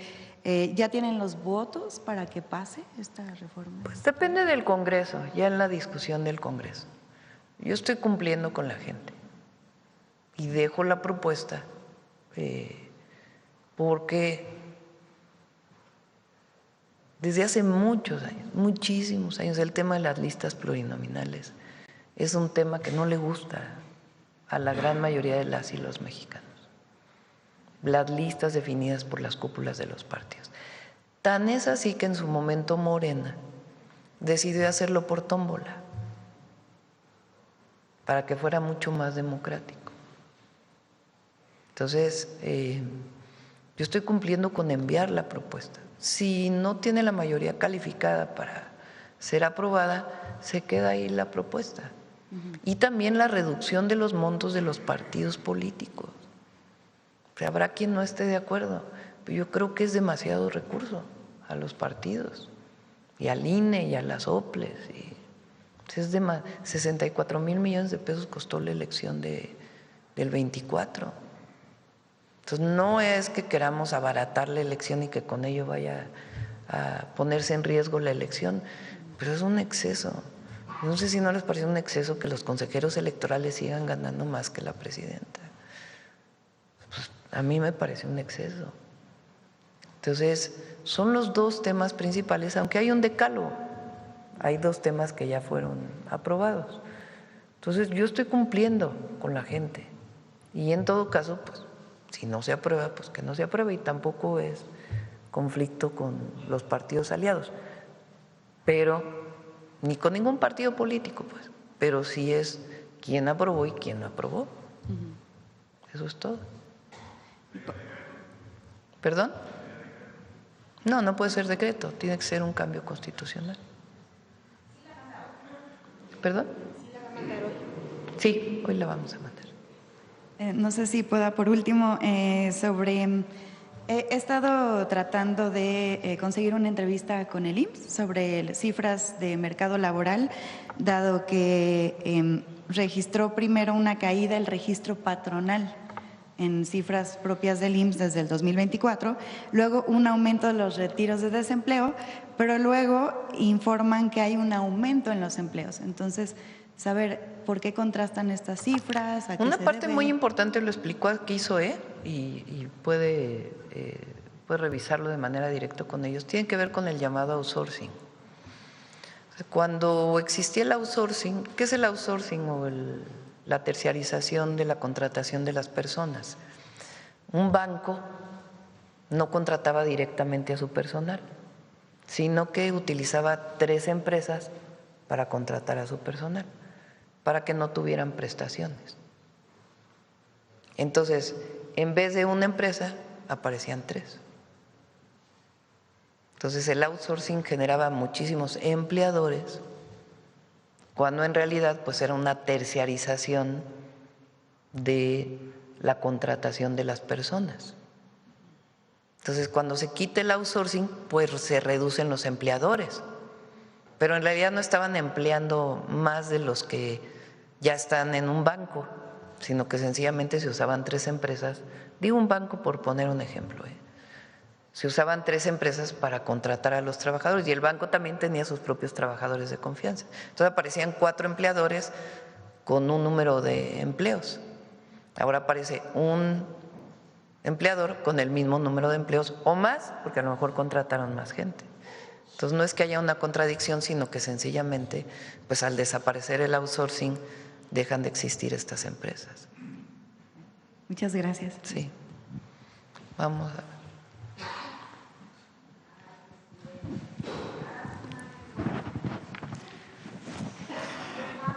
Buenos días, presidenta. Hans Salazar, de Noticiero en Redes. Preguntar sobre esta infraestructura que se ha presentado, el avance de puentes de carreteras, todo esto que se ha informado, es bastante todo lo que se ha ilustrado, incluso los adelantos. ¿Se tiene cuantificado cuál es la importancia de esta infraestructura? Es decir, ¿cómo es medible el impacto hacia el país? Pues es empleo, que sería lo primero durante su construcción. Al disminuir los tiempos de traslado, por ejemplo, de las mercancías, de las personas, pues es obvio, ¿no? En vez de hacer a veces 4 horas, se hacen de aquí a Querétaro porque está muy llena la carretera. Al ampliar la carretera a Querétaro, pues entonces van a ser 2 horas y media o 3 y te vas a ahorrar 1 hora como persona. Si vas a trabajar, pues esa hora la dedicas a trabajar. Si vas a estar con tu familia, con tu familia. Pero en las mercancías, o sea, los tractocamiones que llevan mercancías, pues imagínense lo que se ahorran. Si en vez de hacer a Nuevo Laredo, ¿cuánto se hace a Nuevo Laredo? 15 horas. A ver, vele ahí en tu Google Maps cuánto se hace de aquí a Nuevo Laredo. 15 horas. Bueno, que se haga porque está muy llena toda la 57, 25 horas, porque ya hubo un accidente aquí, porque ya hubo un problema aquí, porque ya se atoró en tal lugar. Pues al ampliarla y hacer algunos carriles exclusivos para tractocamiones, pues entonces imagínense lo que se ahorra una empresa. Se ahorra gasolina, se ahorra combustible, se ahorra tiempos de llevar la mercancía de un lugar a otro. Entonces, obviamente impacta en el desarrollo económico. En algunos lugares donde son carreteras más pequeñas, por ejemplo, Bavispe, Casas Grandes, que es una carretera de 2 vías, o sea, de 2 carriles, uno de ida y uno de vuelta, esa carretera no existía. Es una nueva carretera. Entonces, la gente se puede comunicar de mejor manera de esta parte de Sonora a Chihuahua. Incluso de Guaymas, por ejemplo, en este momento, pues tenías que irte hasta el norte para poder cruzar a Ciudad Juárez. Ahora ya vas a poder cortar por esa carretera para poder llegar a Ciudad Juárez. Entonces, ayudas a la población que vive en Bavispe y en los municipios aledaños y también a Durango, a Chihuahua, perdón, dije Durango, Chihuahua es, Nuevo Casas Grandes es Chihuahua, y a la gente que vive en Chihuahua, en Nuevo Casas Grandes y en la zona de la sierra, de esa parte. Hay otras carreteras también, por ejemplo, la que se va a hacer en la Huasteca, que va a conectar de mejor manera a la Huasteca, pues vas a comunicar poblaciones que hoy no están comunicadas. La que se está haciendo por la Mixteca Poblana, pues esa era una mini carretera. Entonces ahora la Mixteca Poblana va a poder estar conectada. Entonces incluso poblados pequeños, para trasladar sus mercancías, pues ahora si hacemos un camino artesanal y luego la conexión a la nueva carretera, pues entonces en menos tiempo puedes llevar tus mercancías. Disminuye pobreza, desigualdades, mejora la calidad de vida y conecta al país, además de los empleos que se generan. Gracias, presidenta. En otro tema, cambiando, un compañero ha preguntado… Por cierto, dije Durango por la otra carretera, que es la de Sinaloa, que es la que inauguramos ahorita, que es… sí, San Ignacio Tayoltita, que también conecta Sinaloa con una parte de Durango. Bien, presidenta. Un tractocamión a Nuevo Laredo puede hacer hasta 24 horas, ya ven, no estaba tan mal. 12 horas en vehículo. Y 12 horas en vehículo. O sea, un recorrido que puede ser en 12 horas, a veces lo haces en 24 por lo lleno que está la carretera o los accidentes que se generan. O más. Gracias, presidenta. Preguntarle también en otro, o más bien en otro tema, un compañero de Canal Red ha preguntado sobre este concurso fiscal, ya ha respondido sobre pues que no afecta al tema de los pagos del SAT. Sin embargo, yo quisiera preguntarle más puntualmente, porque si esto tiene que ver con la televisora, es una concesión del Estado. Preguntarle, ¿no pone ningún riesgo esta concesión en un momento dado que se vaya a la quiebra TV Azteca? Porque es una de las posibilidades cuando se entra en un concurso fiscal. Vamos a traer al secretario de Hacienda a los expertos para que hablen de esto. No es que se esté declarando en quiebra, es distinto. Una quiebra de ¿cómo le llamaron? Un concurso mercantil. Allá me están soplando. Concurso mercantil. Un concurso mercantil de una quiebra es completamente distinto. Pienso yo que es deudas que tienen con otros acreedores. Pero bueno, en todo caso, que vengan los expertos a platicar exactamente qué es cada cosa. En cuanto a sus obligaciones con el gobierno, están cubiertas. No es que vayan a dejar de pagar impuestos. Bien. Y ya pagaron lo que debían hasta ahora. Bien. Es Electra la otra parte. Lo otro es un tema político, con el presidente de ese grupo, que ya asumió un rol político. Pero en lo que tiene que ver con sus obligaciones fiscales con el Estado, en ese sentido, hoy por hoy en TV Azteca están cubiertas. Bien, presidenta. En otro tema también preguntar sobre si se ha tocado en el Gabinete de Seguridad la detención del exdirector de Tránsito de Iguala por el tema de Ayotzinapa. Sí, yo preferiría que lo informara la Fiscalía, este caso. Y también que se informara bien también a los padres, mi madre de Ayotzinapa. Y después, ha habido varias detenciones muy relevantes, el caso Ayotzinapa.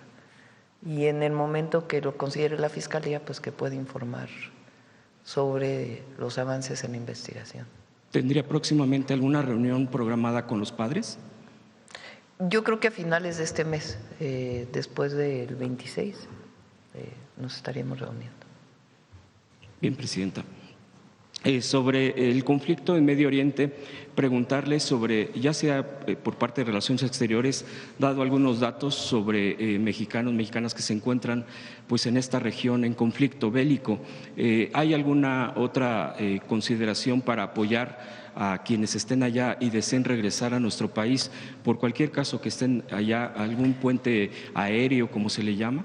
Ayer me mandaron una nota de que algunos de ellos salieron por vía no aérea, ¿no? Porque no, en este momento no hay vuelos. Ok. 279 personas mexicanas han sido evacuadas de Israel, Jordania, Emiratos Árabes Unidos, Líbano y Qatar. Han salido vía terrestre, en su mayoría Egipto, Jordania y Turquía, países que cuentan con espacio aéreo abierto. Bien. Y por último, presidenta, preguntarle sobre los tribunales agrarios. Este tipo de autoridad, al final de instituciones, también fueron degradadas, cooptadas para el beneficio de élites y de unos cuantos y hasta de desarrolladores para quedarse con mucha tierra. Esto pues por la propia corrupción que todavía hay, bueno, de acuerdo a varias quejas, varias denuncias, de hecho cuento con algunas, por eso comento esto. Siempre este tema ejidal, el tema de las tierras, concesiones, bueno, en este caso sería desde los cambios constitucionales que se hicieron con Salinas de Gortari en ese periodo, pues el ejido pasó a un caos y a una pues hasta privatización. Efectivamente. Sin embargo, hay figuras como los tribunales agrarios, que no es lo mismo que la Procuraduría Agraria, es decir, sí tiene que ver con los temas, pero muchas veces lo que hace la Procuraduría Agraria es pues sus facultades, pero los tribunales son los que tienen al final este tipo de resoluciones y hay bastante al respecto. Si se han considerado cambios al respecto, porque si bien ha cambiado el Poder Judicial, pues estos no dependen, es una figura que no depende de ese poder, de hecho tampoco depende completamente del Poder Ejecutivo, pero sí en los cambios que se puedan hacer para mejorar estas condiciones de corrupción que se denuncian en estos tribunales. Sí, ahora hay varios magistrados que están por ser nombrados del Tribunal Agrario, hay que buscar pues personas profesionistas y honestas para esos espacios, pero es un tema, el tema de los conflictos agrarios en el país. Ayer por una resolución, Víctor Suárez, el procurador agrario, estaba en los Chimalapas y tuvo que quedarse ahí toda la noche, pues porque no le gustó a una parte de los Chimalapas la resolución. Finalmente pudo salir sin problema, él es muy bueno para el diálogo y no hubo ningún problema. Pero sí es un tema a analizar, los tribunales agrarios. No tenemos en este momento una propuesta. Lo que sí hay es una mesa en Secretaría de Gobernación que analizan todos los conflictos agrarios, particularmente Oaxaca es un estado con muchísimos conflictos agrarios. Hay un tema de denuncia San Luis Potosí, no sé si entiendo yo que ya se ha turnado a Secretaría de Gobernación, que tiene que ver con desarrolladores que buscan quedarse con hectáreas, con una cantidad importante, y ese es uno de los casos que no sé si en Gobernación se pudiera pedir la información, digo, se les pasaría la información correspondiente. Tiene que ver con el sitio de los rarámuris. No rarámuris, no, de los huirráricas. Hay más, es que son varios, de hecho son 9 casos los que he estado revisando y por eso era la consulta y bueno, si es Gobernación la correspondiente, pues para ver y darle seguimiento. Si nos pasas el caso, con todo gusto se informa. Gracias, Presidenta. Gracias. A ver, vamos de este lado. A ver, la compañera de proceso, que hace mucho que no pregunta. Allá son 9:14. Gracias, Presidenta. Dalila Escobar de Proceso. Primero preguntarle sobre esta confusión que se había dado en cuanto al PREP. Usted ya mencionaba que se estaban dando sobre todo el avance en los conteos, ¿no? Ayer Ignacio Mier decía que no se iba a tocar como tal esta… Es que el PREP está en la ley. Así es. Entonces nosotros estamos enviando la reforma constitucional y ahí lo que estamos planteando es que no tiene por qué esperar hasta el miércoles el conteo distrital, que debería comenzar en el momento en que se estén recibiendo las casillas. Sí, y también quisiera preguntarle cómo… Así es, por ejemplo, en la Ciudad de México. Ajá. Hay ejemplos. O sea que no hay como mayor cambio, sino que simplemente sí se va a tomar en cuenta conforme van llegando los paquetes electorales. Si se aprueba, pues ya tendría que pasarse a la modificación de la ley. Claro. Preguntarle cómo quedó también el asunto del fuero para legisladores. Ese no se toca. No, o sea, no se les va a quitar el No, ahora, en el momento en que ya no hay reelección, ¿qué pasa cuando un legislador tiene una carpeta de investigación presentada por alguien? O una denuncia, se abre una carpeta de investigación.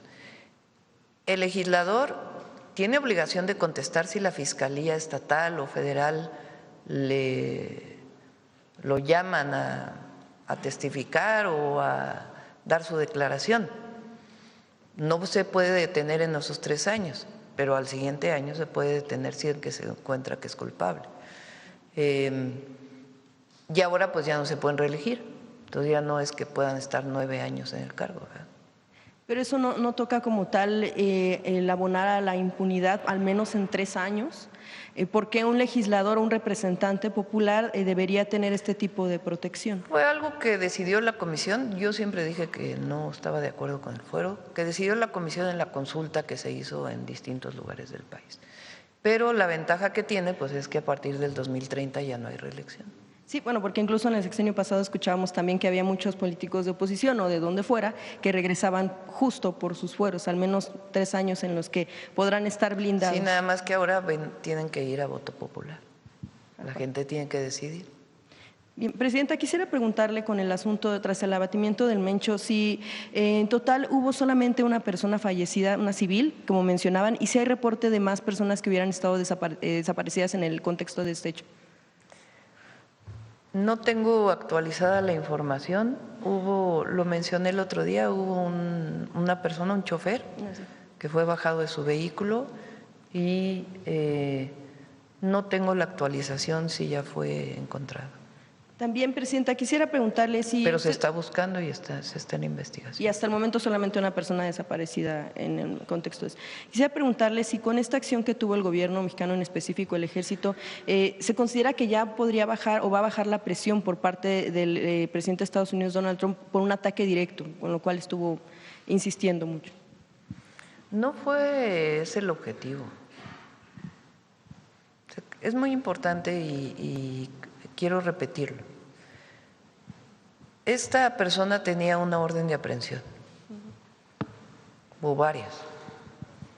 Entonces, el operativo fue para detenerlo. El problema es que recibieron agresiones la Secretaría de la Defensa Nacional y respondió en el momento. Como esta persona, diariamente se detienen a muchas que tienen orden de aprehensión. Obviamente esta persona es relevante por las características que tiene el grupo delincuencial. Pero no se hizo de ninguna manera ni por la presión de Estados Unidos, ni mucho menos. Claro, hay información de inteligencia de los Estados Unidos que se utilizó en el operativo. Perdón, en específico de algunas agencias, ¿cuáles fueron estas agencias? Bueno, eso ya lo tiene que informar la Secretaría de Seguridad. Bueno, mencionaba que entonces no era el objetivo como tal el asunto de evitar ya una presión por parte del presidente Donald Trump. Pero bueno, la interrumpí. Entonces, en ese sentido, también quisiera preguntarle, Presidenta, ¿qué se ha hecho después del abatimiento del Mencho en este caso? Y si se han capturado otros liderazgos, ¿cuántos estaría pensando a lo mejor extraditar hacia Estados Unidos de los últimos que han sido detenidos, a lo mejor no únicamente de este caso?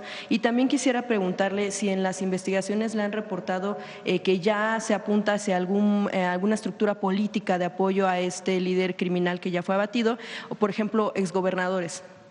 Bueno, en este caso, como en otros, es la Secretaría de Seguridad, el Gabinete de Seguridad quien debe responder.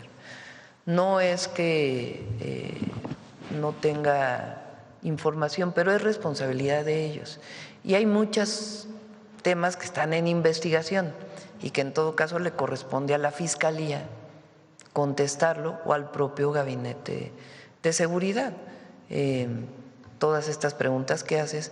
El viernes vamos a estar justamente en Guadalajara y a lo mejor muchas de estas, con el Gabinete de Seguridad, algunas de estas preguntas pueden contestarse. Sí, Presidenta, también, por ejemplo, quisiéramos ver si pudiera haber un informe que seguramente tuviera que darlo a la instancia correspondiente en torno a qué tan complicadas han sido las peleas en tribunales, sobre todo, por ejemplo, por aseguramiento de inmuebles, que en muchos casos se complica porque al final les son liberados porque pues justo no están a nombre de los delincuentes que son, en este caso, abatidos o detenidos, sino de sus propios familiares que al final pues dicen no estaban ellos directamente relacionados con este tipo de actos ilícitos. ¿Cómo ha sido la batalla en tribunales? Si puede haber un informe o si le han mencionado a usted lo complicado que ha sido esto.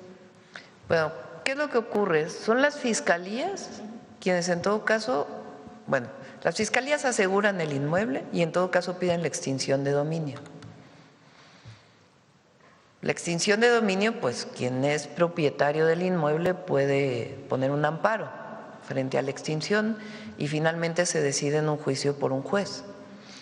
Si al final el juez determina que va a la extinción de dominio, pasa a la Fiscalía y de ahí pasa al Instituto para devolver al pueblo lo robado. Y ahí ya se subasta para que ese recurso pueda ser utilizado para la gente. Entonces, son juicios que se llevan y la Fiscalía, en todo caso General de la República, puede informar de todas las extinciones de dominio que ha pedido, cuántas han resultado y cuántas siguen en juicio y cuántas se le ha dado el beneficio al que dice ser propietario del inmueble.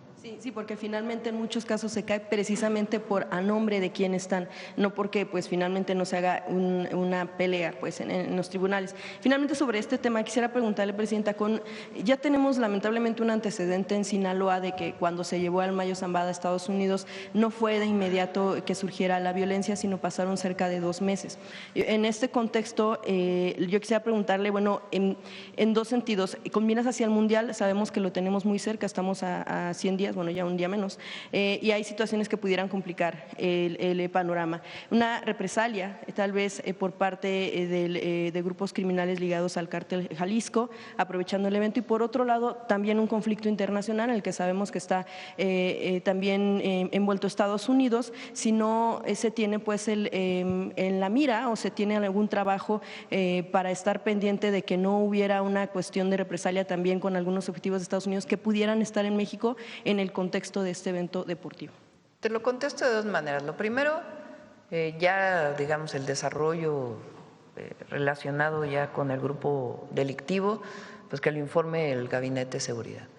Lo segundo es que está garantizada la seguridad para todos los visitantes del Mundial.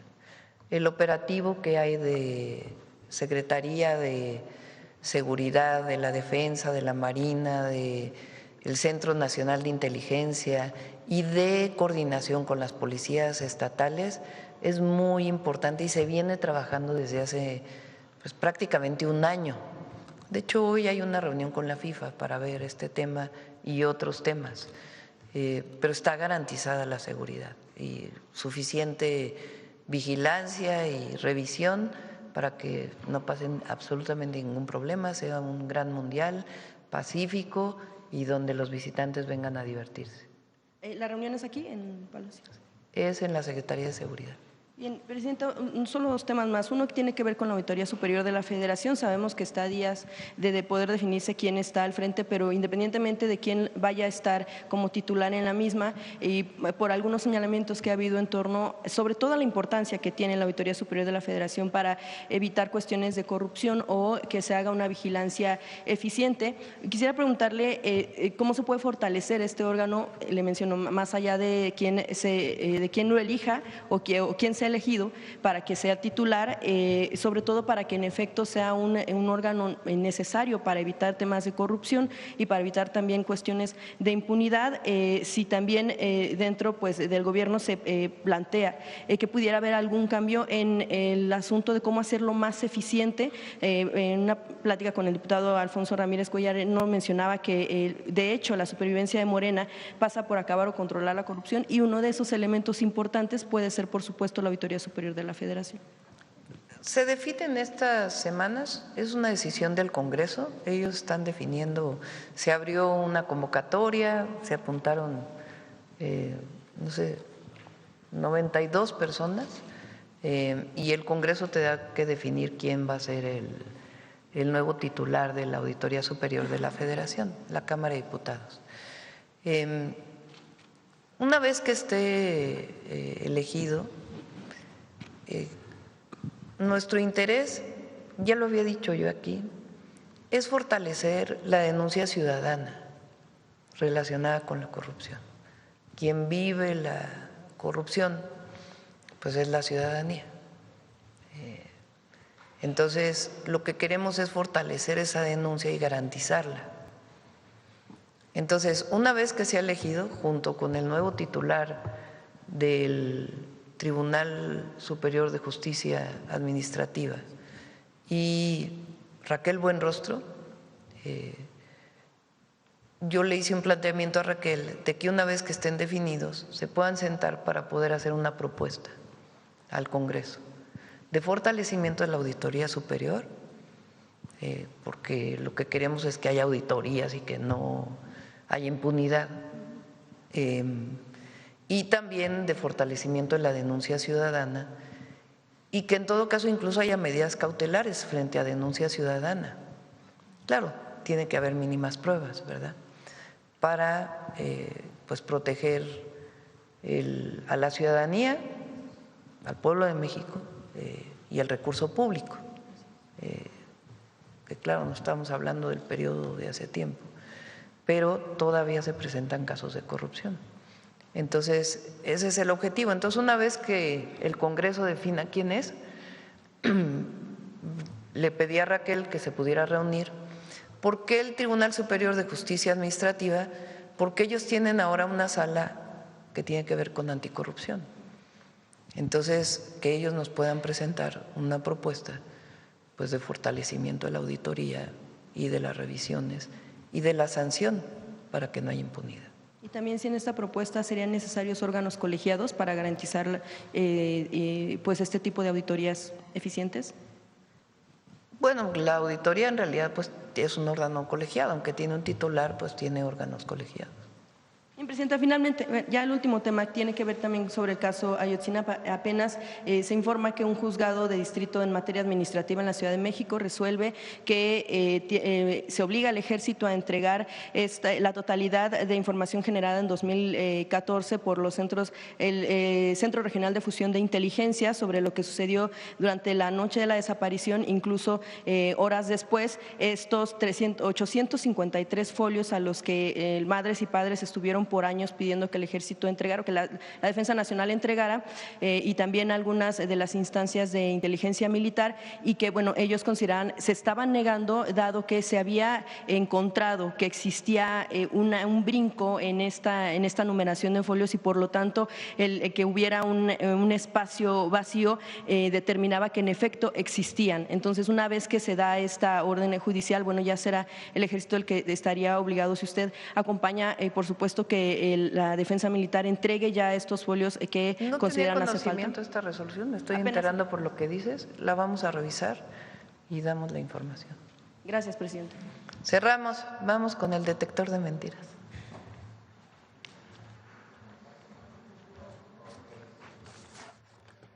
Con su permiso, Presidenta, buenos días a todas y todos. La reforma electoral, como otras iniciativas de reforma presentadas, ha sido blanco de mentiras por parte de medios de información, comentaristas y usuarios de redes sociales. Con falsedades quisieron impedir que los trabajadores de aplicaciones tuvieran seguridad social. Con noticias falsas intentaron detener la reducción de la jornada laboral y ahora hay quienes se oponen, por ejemplo, a que se reduzcan el gasto en las elecciones.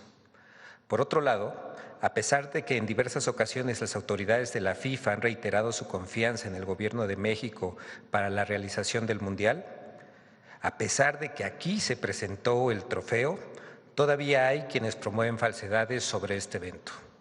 Veamos el video del detector de mentiras de esta semana.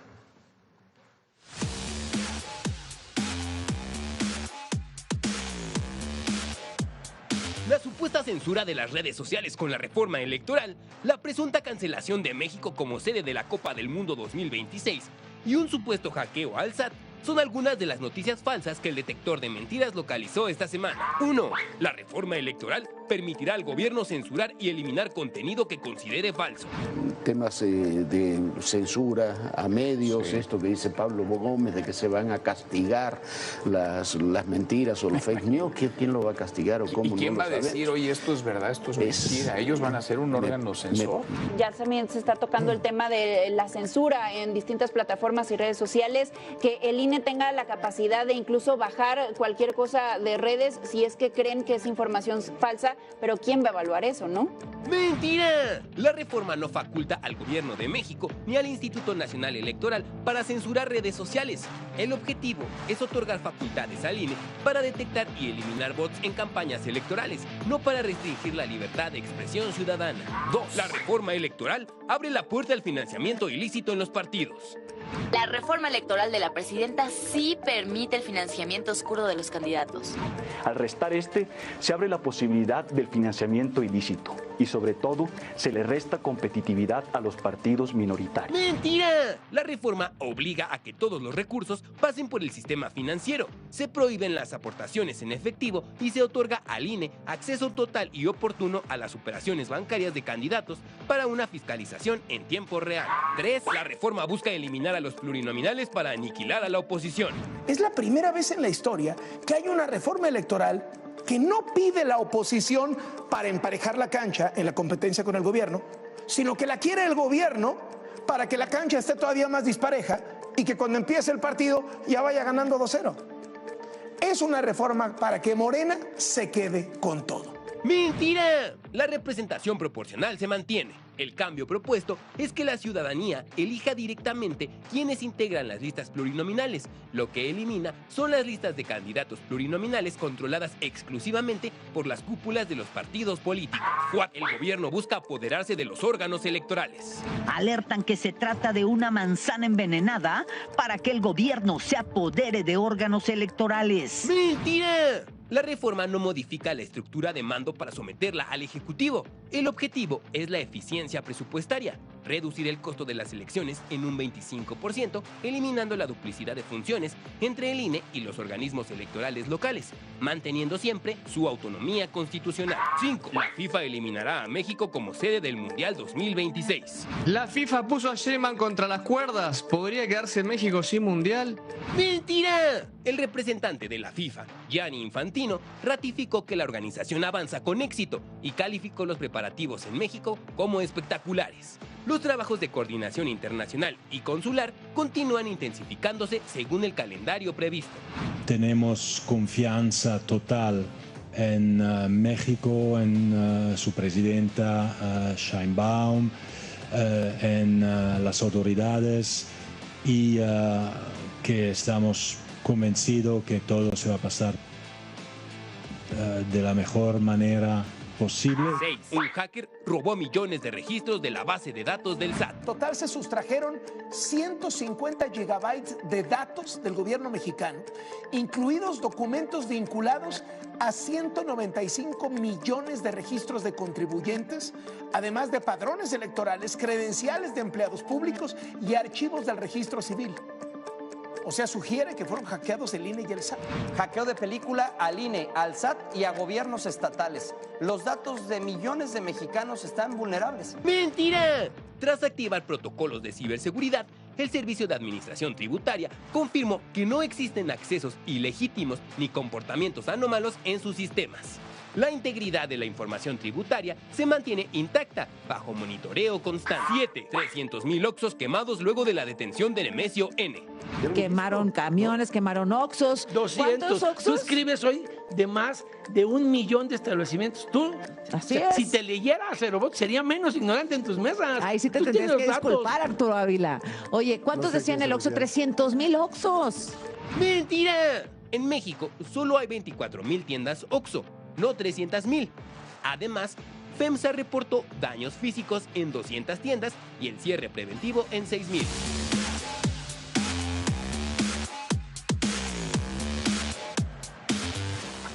Muchas gracias, Presidenta. Gracias, buen día. Buen día.